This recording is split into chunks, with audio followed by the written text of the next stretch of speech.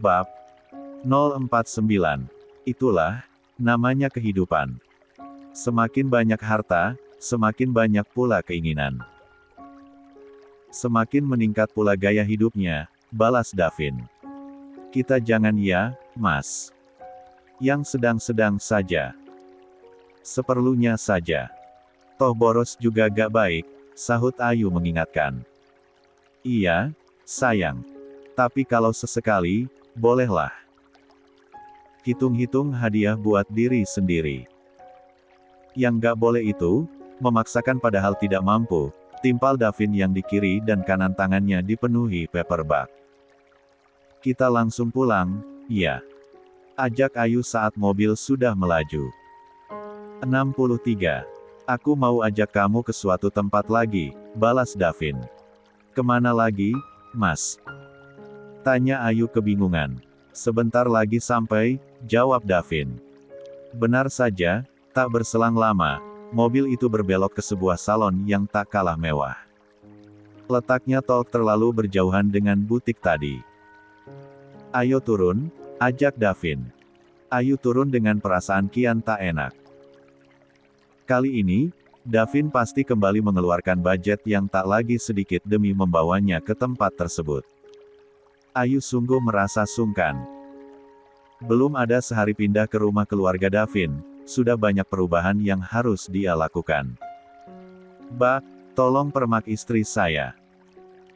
Lakukan perawatan dari atas sampai bawah, pinta Davin pada pegawai salon.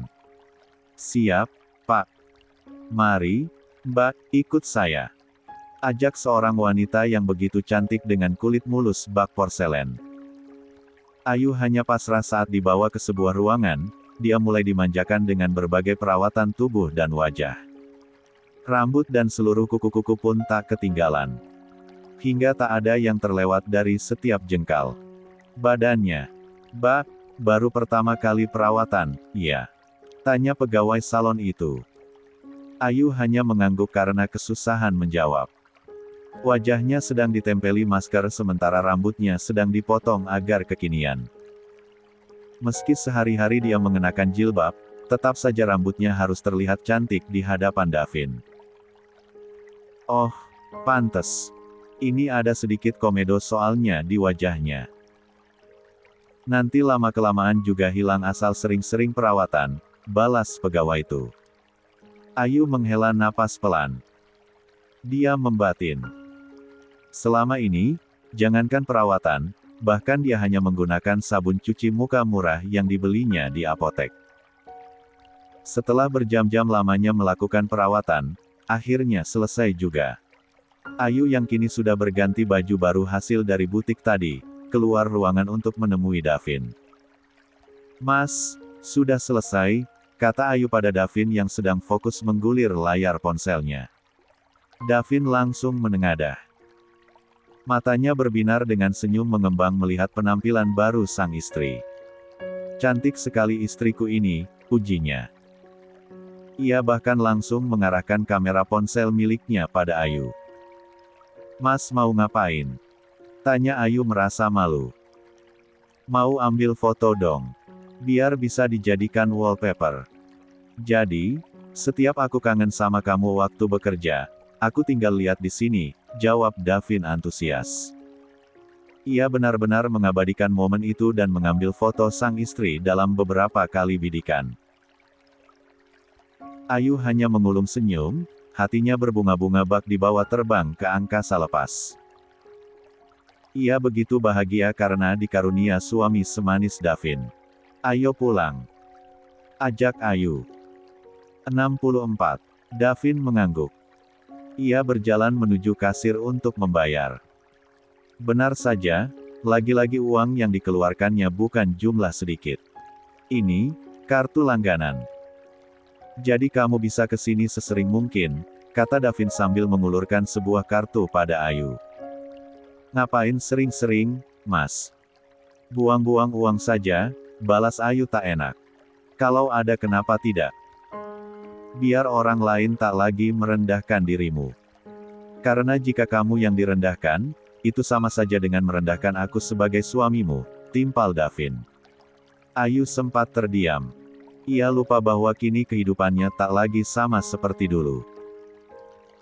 Yang hanya orang biasa dan tak akan ada yang memandang.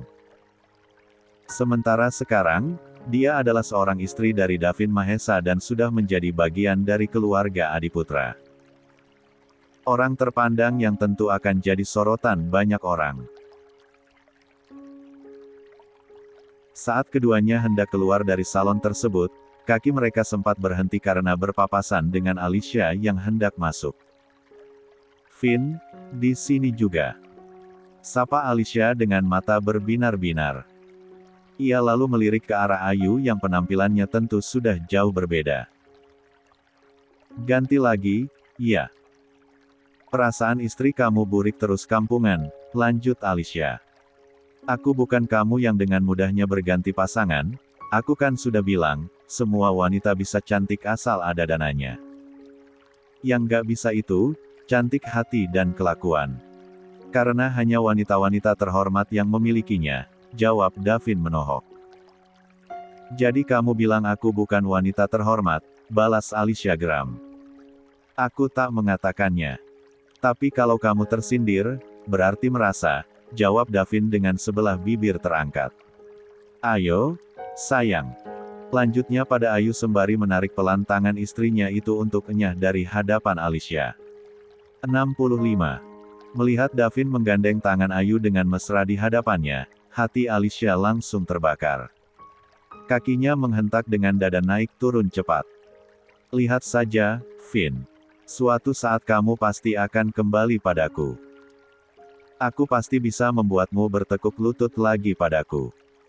Camkan itu." Alicia berteriak tanpa peduli pada banyaknya mata yang melihat ke arah dirinya. Ia terlanjur sakit hati.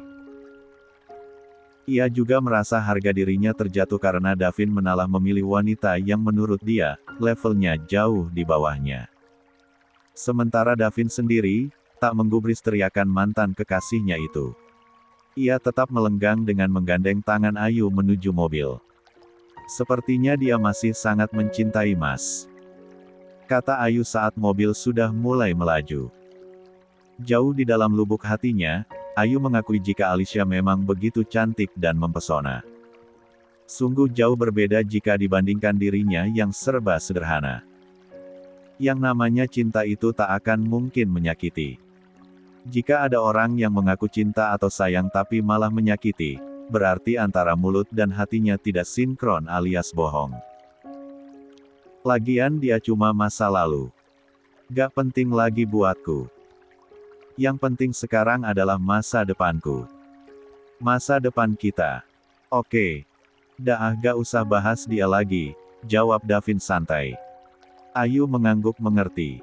Jika tadi sempat terbersit rasa cemburu di hatinya, kini tidak lagi. Perkataan Davin barusan sudah membuktikan bahwa wanita itu benar-benar sudah tak ada di hati suaminya. "Oh, iya, Mas. Kapan mau jemput Mbak Nuri ke kosan? Dia pasti senang banget deh dapat pekerjaan," tanya Ayu mengubah topik pembicaraan. "Besok pagi saja sepertinya." "Biar dijemput Ricky saja," jawab Davin dengan tatapan lurus ke depan. Ayu mengangguk. Tak lagi menanggapi apapun. Mengingat akan adanya Nuri yang akan tinggal bersama dirinya di rumah keluarga Davin, dia merasa sedikit lega. Setidaknya ada orang yang sudah lumayan dikenalnya dan juga berasal dari kalangan yang sama. Hingga Ayu tak akan merasa sendirian. Andai Nuri tak jadi bekerja di rumah itu, Ayu tak bisa membayangkan akan secanggung dan sekaku apa dirinya menghadapi orang-orang yang tinggal bersamanya. Orang-orang dengan kelas dan selera yang jauh berbeda. Berselang setengah jam, mobil Davin kembali memasuki gerbang rumahnya. Gerbang yang tinggi menjulang itu dibukakan oleh satpam yang berjaga selama 24 jam. Bergantian. Saat sampai di pekarangan rumah, mobil itu berhenti lalu keduanya turun berbarengan. "Kakek gimana?" tanyanya pada Ricky dengan mengeraskan sedikit suaranya. "Aman. Saya baru saja keluar," jawab Ricky percaya diri. "Bagus." Davin menyahut pendek. Siapa, bos? Baru kelihatan. Kenalin dong, bos kan sudah ada ibu bos, ujar Ricky sembari melirik Ayu dengan 66 tatapan genit.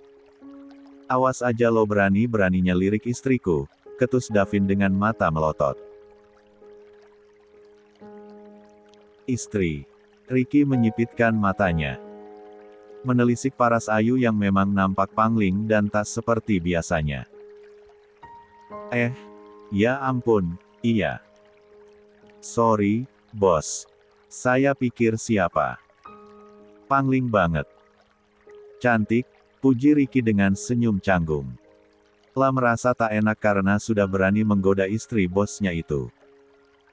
Makanya lain kali lihat pakai mata, timpal Davin sewot. Meski dalam hatinya ada kebanggaan tersendiri karena berhasil menyulap sang istri sampai-sampai tak dikenali. Kalau kamu mau juga, entar aku kasih, lanjut Davin. Beneran, bos? Bosan banget sih nih lama menjomblo, kelakar Ricky diakhiri tawarnya. Beneran. Besok jemput sendiri orangnya. Entar aku kasih tahu siapa dan di mana, jawab Davin mengerjai laki-laki yang masih hidup sendiri padahal usianya sudah sangat matang itu. Asik, dapat jodoh nih kayaknya, lirih Ricky sembari senyum-senyum sendiri. Sementara Davin dan Ayu sudah berjalan menuju teras hendak masuk ke dalam rumah. Di tangan keduanya penuh dengan tentengan belanjaan bertuliskan nama butik terkenal. Wah, sepertinya ada yang habis belanja nih. Kok gak ajak-ajak mami sih? Padahal mami juga gak keberatan loh andai diminta nganterin istrimu belanja, celetuk Rika saat melihat kepulangan Davin dan Ayu. Matanya melotot lebar melihat banyaknya paper bag yang dibawa. Tentu saja karena belanja adalah salah satu hobi dirinya selain jalan-jalan sambil kulineran.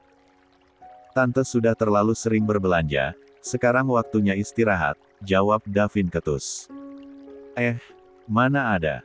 Tante jarang-jarang loh berbelanja sampai ngeborong kayak gitu, sangkal Rika buru-buru. Tapi, itu istrimu bukan, Vin. Kok kayak orang lain? Lanjut Rika yang lagi-lagi tak mengenali Ayu. Oh walah, ternyata beneran istrimu. Lumayan lah ya, terlihat beda setelah dipermak. Baru tahu kalau wanita yang terlihat sederhana juga ternyata sama aja matrenya, cicit Rika setelah meneliti wajah Ayu dengan seksama. Lagi ngomongin siapa, Tante? Diri sendiri ya. Sambar Davin dengan senyum mengejek. Ayo, sayang. Mending buruan masuk kamar, lanjut Davin pada sang istri. Geramnya aku. Sudah enak-enak kemarin menghilang lama. Sekarang malah muncul lagi bawa banyak petaka, gerutu Rika. Kakinya menghentak kasar lalu buru-buru berbalik dan berjalan menuju kamarnya. Kamu langsung istirahat ya, sayang. Pasti capek banget kan? Kata Davin saat dia dan Ayu sudah ada di kamar. Enggak, Mas, capek apaan? Di salon juga kan cuma duduk doang, balas Ayu. La meletakkan paper bag yang dibawanya di atas meja yang ada di depan sofa panjang. Ini udah sore loh, Mas. Kakek pasti belum makan, biar aku suapin ya. Tawar Ayu. La melirik jam dinding besar yang jarum pendeknya sudah menunjuk ke angka 5. Iya, sayang. Kamu keluar duluan aja, ya. Aku mau mandi bentar. Gerah, balas Davin sambil mengipasi wajahnya sendiri. Masa gerah sih? Kan ada AC. Timpal Ayu keheranan. 67. Gak enak aja abis bepergian kalau gak mandi, balas Davin sembari membuka kancing kemejanya satu persatu. Tapi sudah salat kan? Tanya Ayu. Sudah dong tadi di salon. Sambil nungguin kamu, jawab Davin, ia bergegas masuk ke dalam kamar mandi sementara Ayu langsung keluar kamar. Dia berjalan menuju kamar Pak Damar lalu mengetuk pintunya pelan. Kek, ini Ayu. Boleh Ayu masuk? Tanya Ayu. Masuk, Yu, seru Pak Damar. Ayu pun lalu membuka pintu, hingga nampaklah Pak Damar yang sedang duduk di kursi rodanya sembari menonton acara berita di televisi berukuran besar. Maaf Ayu ganggu, Kek. Kakek sudah makan. Ini sudah sore loh, tanya Ayu sambil menghampiri kakek sang suami. Pak Damar menggeleng. Kakek belum lapar. Loh, katanya kakek mau buru-buru pulang ke rumah. Kangen masakan rumah.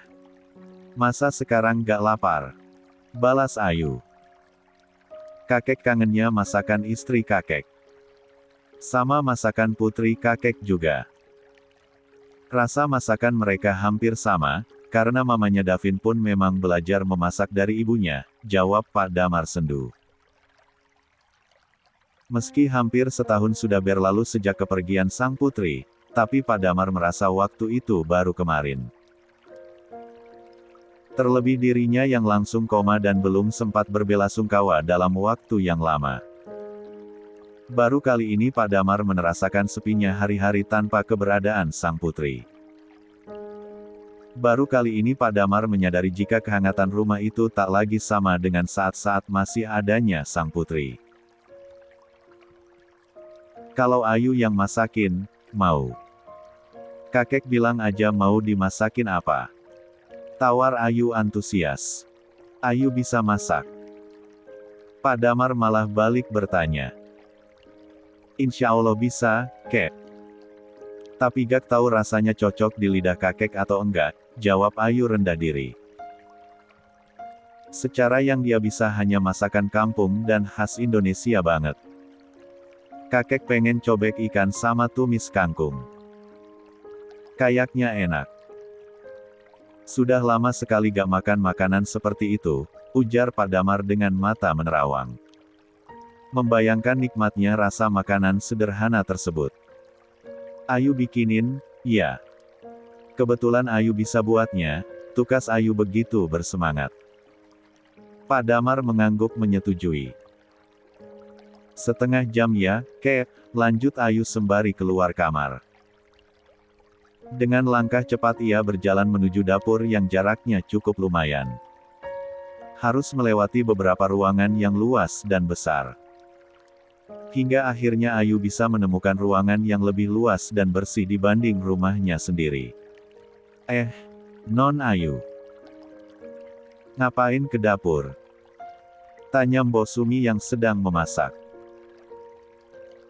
Tercium dari wangi aroma bumbu yang begitu menguar.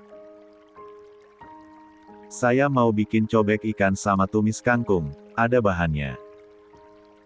Kakek mau dimasakin itu katanya, jawab Ayu. 68. Apa adanya? Ada, Non, untungnya tadi subuh-subuh Mbok sudah belanja, balas Mbok Sumi. Lapun langsung mengambil bahan-bahan itu dari dalam kulkas. Jangan panggil Non, Mbok. Panggil Mbak aja, pinta Ayu. Ia sungguh tak nyaman dengan panggilan tersebut. Baik kalau gitu, Non, Mbak, balas Mbok Sumi. Dengan cekatan tangannya memotong-motong kangkung.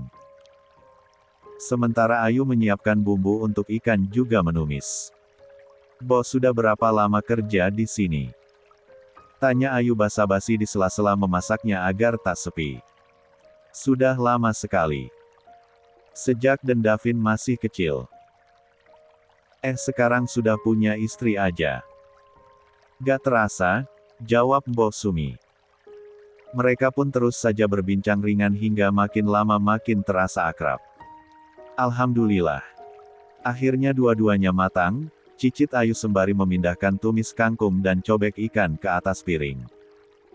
Lalu ditambahkan nasi secukupnya. Saya suapin kakek dulu ya, Mbok. Makasih banyak sudah dibantuin, kata Ayu yang sudah siap dengan nampan di tangannya. Saat ia akan keluar dari area dapur, Ayu melihat Rika yang berjalan hendak ke arah dirinya. Sebelah bibir wanita setengah abad itu sedikit terangkat menatap Ayu yang sedang berjalan dengan hati-hati.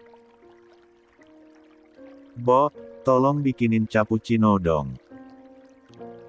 Saya mau nangkring di taman, pinta Rika sambil mengeraskan suaranya.